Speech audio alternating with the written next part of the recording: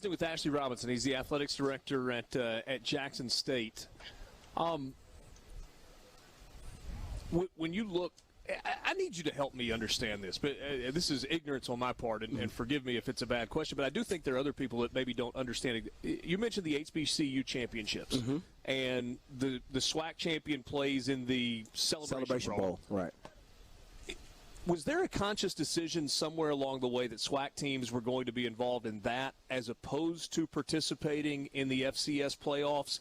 Are the FCS playoffs an option if you so chose to go down that route? How does that work? Well, we do have an option. We have opted out as a conference of the FCS playoffs to create a bowl game. I think the bowl game experience it puts you on the level of the Power Fives.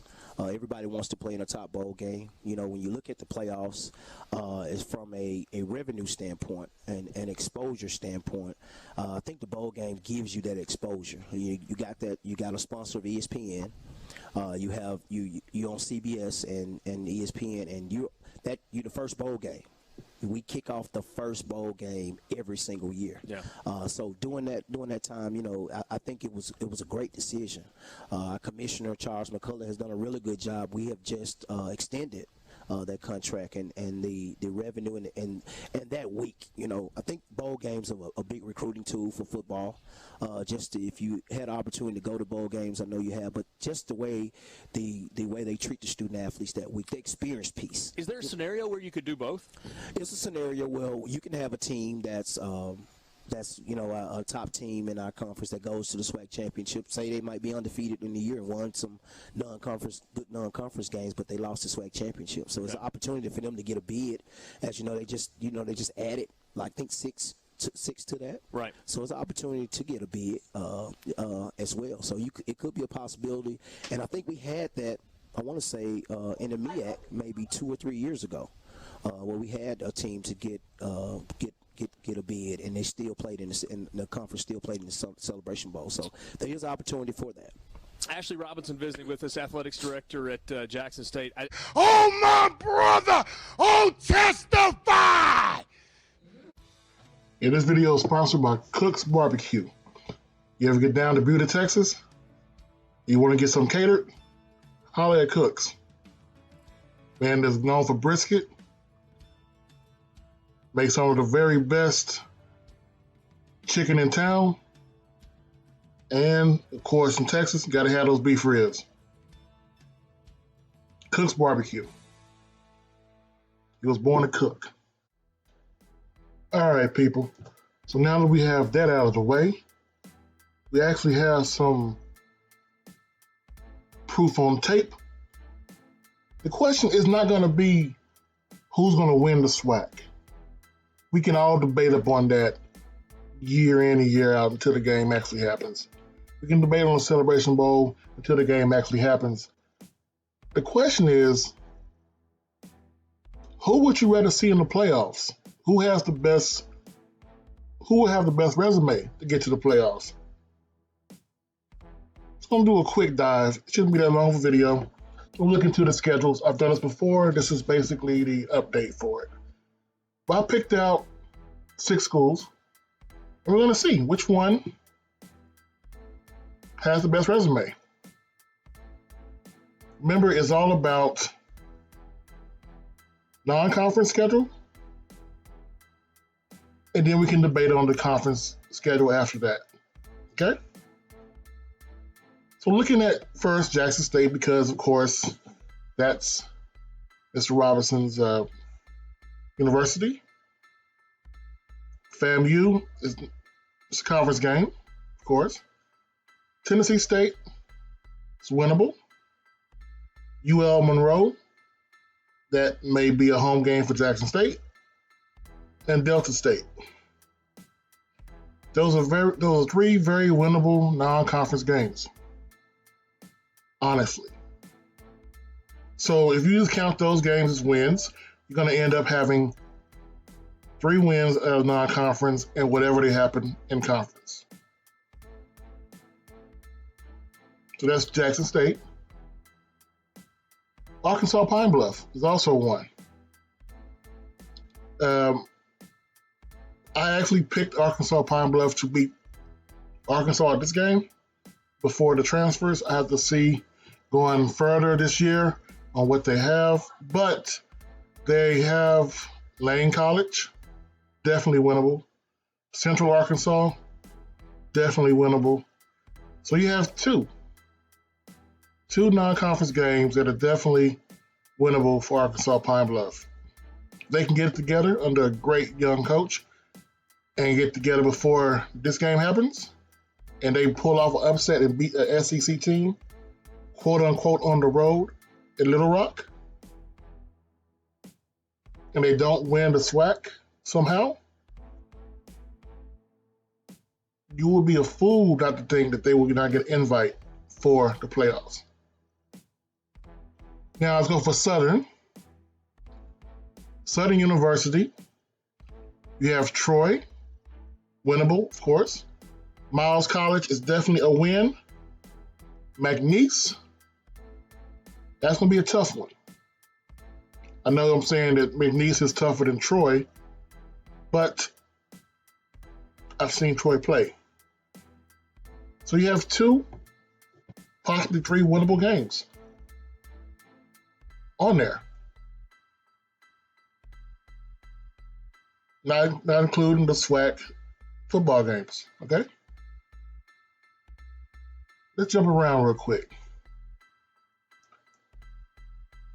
FAMU, Fort Valley, definitely winnable. No one's believing me, but if FAMU is what they say they are, USF is not a good team. And that might be, if FAMU starts off 2-0, that could be a 50-50 crowd at Raymond James Stadium in Tampa. FAMU does travel. And once again, if they start off 3-0, and they don't win the SWAC, it's going to be hard to keep them out.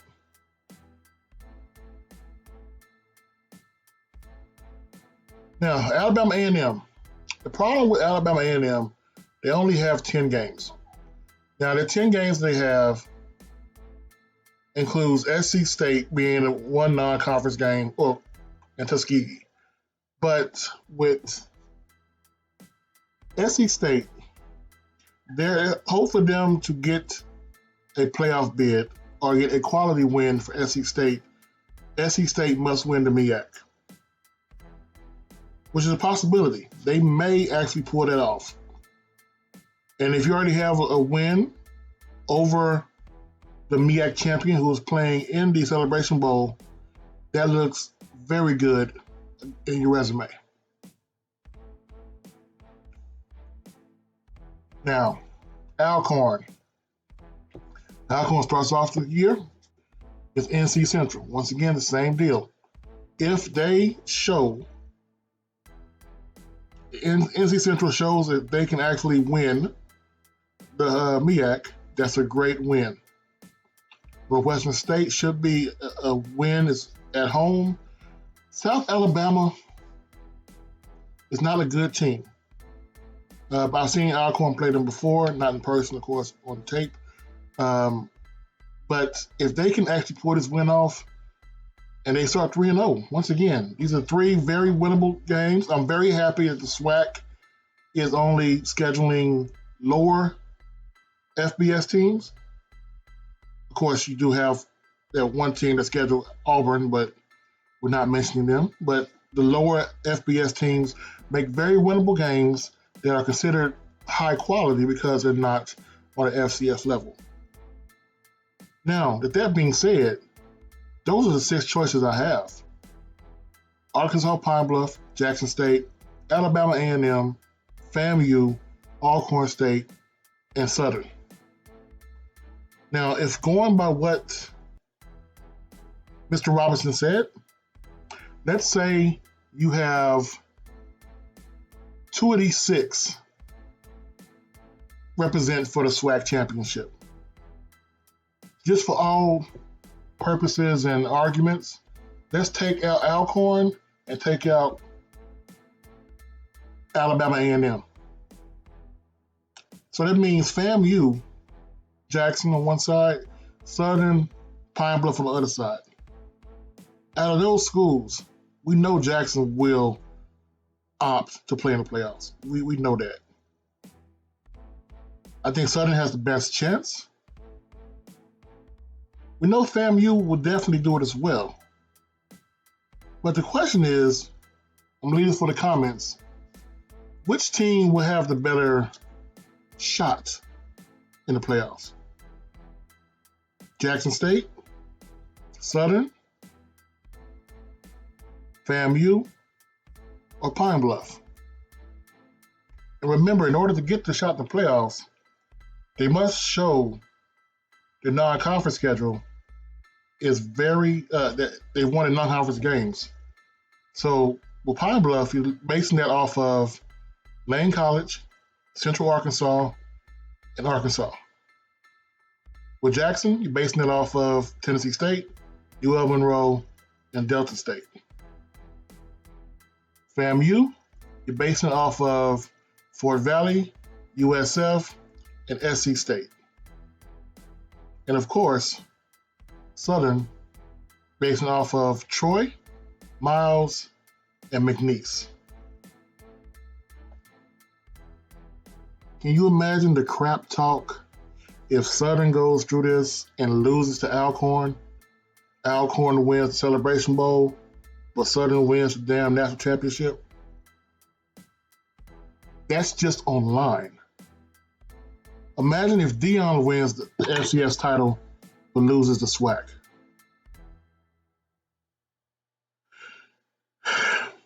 Well, people, that's my quick one for today. I could be wrong. Then again, I could be right.